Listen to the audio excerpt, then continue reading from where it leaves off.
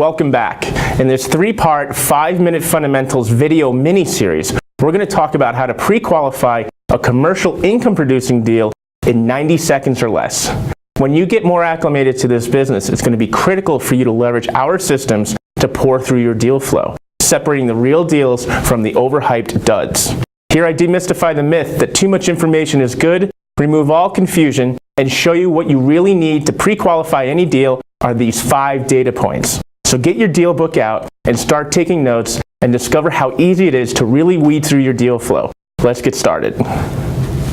All right, welcome. Let's get right into it. These are the 5 data points that I use to qualify any income-producing deal that comes on our desk. When you become a deal junkie and you start aggregating a lot of deal flow, you're going to need a system to really make sure that you separate the wheat from the chaff. Here we go with it. This is the most important part. I have here what we affectionately call the 5 data points. These 5 data points are for any income-producing deal. Income-producing deals are as follows. We call them the 4 food groups. 1, retail. 2, multifamily. 3, office. 4, warehouse or industrial. So let's get started. Current NOI. Current NOI is the most important number when you're pre-qualifying a deal. Whether you're funding or whether you're buying, whether you're borrowing money, you need to know exactly what the current NOI is because that tells you how the asset is working today. How much cash is it throwing off today? A lot of lenders will only base how much they will fund you based off of the current NOI. As we said before, the reason why this is important because it tells you how it is producing today. How are you going to find this? You're going to have to, it's not going to be easy to find in the 200-page investment memorandums that a broker gives to you. You're going to have to ask for it. It's not usually found on the financial statement, although sometimes it is if you know how to read them. The financial statement is usually seen as being the soul of the asset, so you'd have to look for it kind of deeply, but it's in there. I usually just ask the person who's representing the deal, what's the current NOI? Give me an exact number. Nothing, such as ahs and ums will suffice. Why do we like this? It's not a made-up number. It's not something that a sales professional can artificially make up. It's always expressed as an annual figure. So you'll see it say it's throwing off $160,000 as a current NOI. That's great. Second, what we look for is the pro forma NOI. This is important here. Why do we care about this? Well, first of all, it's called the target NOI, and when we're looking over here, it's a number that you're always going to find. It's always going to be on the front of LoopNet. It's always something that a sales professional or a broker is going to use because they're trying to make sure that you're seeing the future value of it, not the value of what it is today. A lot of people during the last credit boom got into a lot of trouble because they were based off of the target NOI. They were based off of the pro forma NOI. And that's trouble because now you're betting on something to come. You're speculating at that point.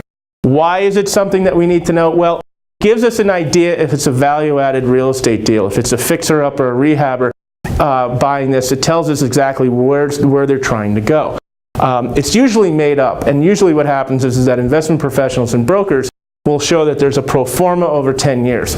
And what they do is, quite frankly, is they take the current or what they think it should be today in its best and highest use, and then they put it into an Excel spreadsheet and multiply it by 10 over a 10% increase over the next 5 or 10 years to give a pro forma.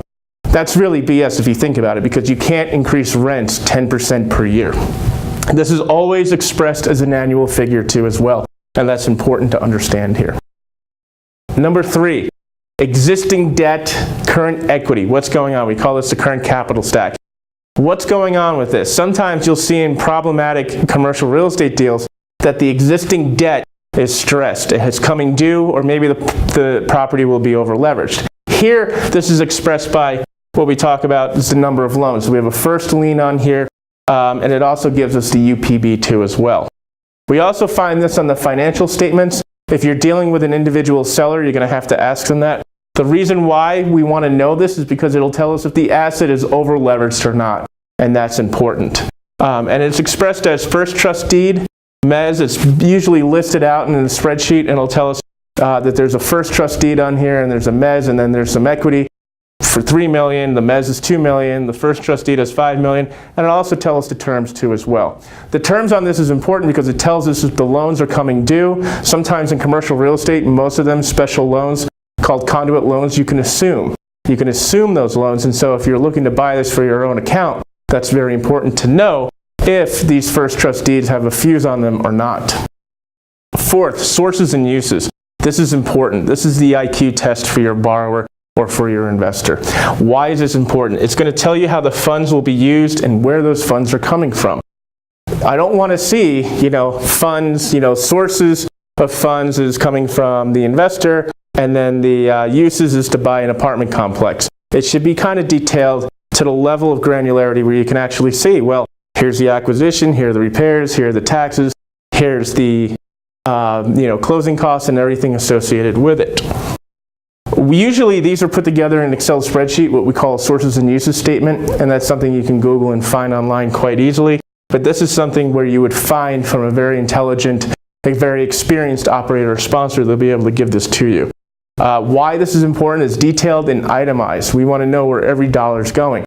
In commercial real estate, value-added deals are important, and sometimes you can run into expense overages if your borrower does not know what they're doing. For example, anybody who moves into an apartment complex expects to have light bulbs and toilet seats. Those aren't really true value-added type of rehab deals or value-added repairs that add a lot of value to the real estate.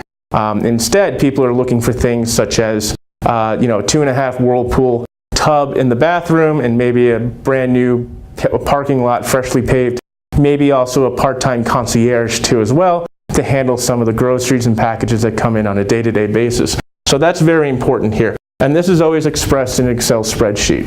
Again, I'm going through a lot of this very quickly. I just want to make sure you understand the basics of this. Last but not least, number 5, the exit strategy. When you're looking at a deal, how are we going to be taken out? That's the most important part. The most important part about this is that if you're partnering in a deal and you're using bridge loan or short-term equity or short-term debt, you want to know how you're going to be cashed out. And that's the most important part. That's why we're in this business after all, correct?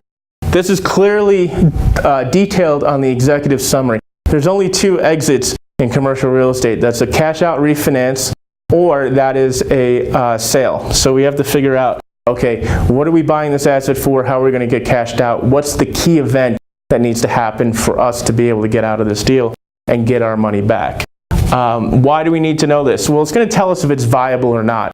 Some deals by their nature are just not really bankable. If you look at some of these stranger deals as it relates to perhaps development deals, things outside of the 4 food groups, they're not really bankable. They're sellable, but you're not going to be able to get a cash out refinance from a life company, for example, or a portfolio lender. And then this is usually expressed as a narrative. It'll just explain, this is our plan A, this is our plan B. We have great relationships with local brokers. We've seen a lot of these assets move very quickly in the past, especially in the current market. This is why we feel as though this is a good asset, and this is why we think our exit strategy is very meaningful to us. So that explains to you, hopefully in 5 minutes, exactly how to qualify any deal in 90 seconds or less using our formula of the 5 data points. I look forward to any questions you have. I look forward to talking to you and working with you guys in the future. Thank you very much for watching this.